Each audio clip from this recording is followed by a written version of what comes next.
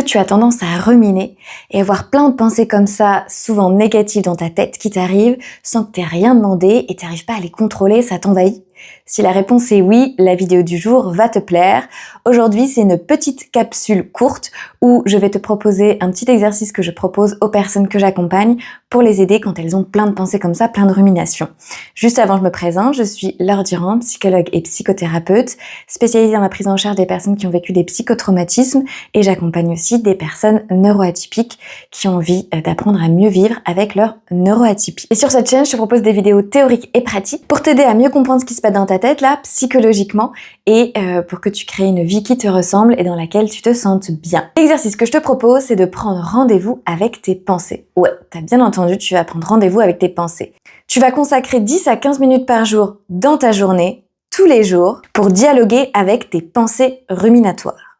Ou ruminatives, je sais pas trop comment on dit ça. Et je dis bien prendre rendez-vous, c'est-à-dire que tu peux noter dans ton agenda, à telle heure, dans ta journée, tu es avec tes pensées. Ça peut être le matin, ça peut être le soir. Alors je t'invite à pas le faire juste avant de te coucher, quoique il y a des personnes qui aiment bien faire ça et ça fonctionne aussi. Donc c'est vraiment en fonction de toi, tu peux essayer différents horaires, tu testes et tu vois qu'est-ce que tu préfères et qu'est-ce que tu aimes moins. Quand l'heure du rendez-vous arrive, tu t'installes bien confortablement dans un endroit calme où tu vas pas être dérangé, où tu vas être tranquille.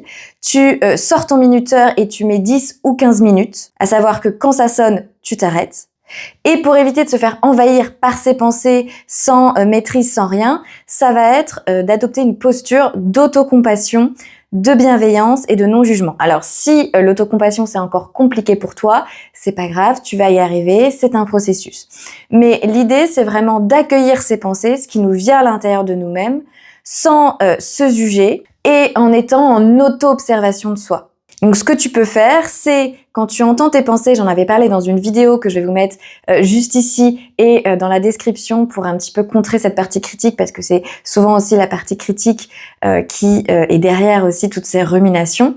Je te propose de te dire des phrases du style « bah là je suis en train de penser ça » à « tiens vient la pensée de » et vraiment comme ça d'utiliser des formulations qui te permettent d'être dans l'auto-observation, de notifier ce qui se passe à l'intérieur de toi sans chercher à critiquer ce que tu es en train de te dire ou à te juger. Et ce que tu peux faire aussi, et que certaines personnes aiment bien, c'est d'écrire.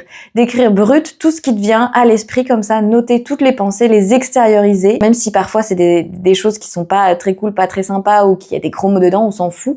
On note vraiment tout ce qui vient comme ça à l'esprit. Troisième chose que tu peux faire aussi quand tu es dans ton rendez-vous avec ces pensées-là, c'est d'aller chercher un petit peu à discuter avec elles, à dialoguer avec elles. Par exemple, s'il y a une de tes pensées qui te dit « je suis nulle parce que je sais pas, dans ta journée, écoute, t'as pas super bien réussi un truc au travail », eh bien, c'est d'aller prendre cette pensée, de lui dire « bah écoute, ok, d'accord, là tu me dis que je suis nulle, eh ben je vais te montrer toutes les fois où j'ai pas été nulle pour te prouver, pour te montrer que cette pensée-là ne reflète pas la réalité. » Et une fois que ton alarme sonne, ça y est, c'est fini, ton rendez-vous avec les pensées est passé et tu passes à autre chose. Si jamais dans la journée ces pensées reviennent alors que c'était pas le moment du rendez-vous, et crois-moi, ça va arriver, tu peux te rappeler intérieurement ou extérieurement si tu peux verbaliser et parler tout haut, hein, on sait pas en fonction de où tu vas être. Tu peux dire à toi-même, à tes pensées, bah là en fait c'est pas l'heure, vous n'êtes pas à l'heure de votre rendez-vous, vous revenez plus tard. Et pour vous aider, vous pouvez visualiser le panneau stop, comme ça en bien rouge en stop. Stop, c'est pas le moment des pensées, on vient plus tard. Et si elles reviennent encore une fois alors que tu viens de leur dire non, c'est pas le moment, on revient plus tard, et ben tu répètes un peu en mode disque rayé, tu répètes, tu te redis ça. Et si jamais tu sens que là ça devient trop fort et qu'il y a vraiment trop de pensées, et ben tu avances ton rendez-vous si c'est possible pour toi. Tu avances ton rendez-vous, normalement on devait se voir, je sais pas, dans 3 heures, bon bah là on avance le rendez-vous parce qu'il y a une urgence pensée et donc tu te poses 10-15 minutes pour prendre en compte ces pensées-là. Et l'idée c'est d'avoir un seul rendez-vous par jour. Et ben maintenant que tu sais comment faire, il n'y a plus qu'à, je te laisse tester cet exercice et n'hésite pas à me dire en commentaire comment ça a été pour toi et comment tu l'as vécu. Allez, je te laisse, je voudrais pas que tu sois en retard pour ce rendez-vous et je te dis à très vite.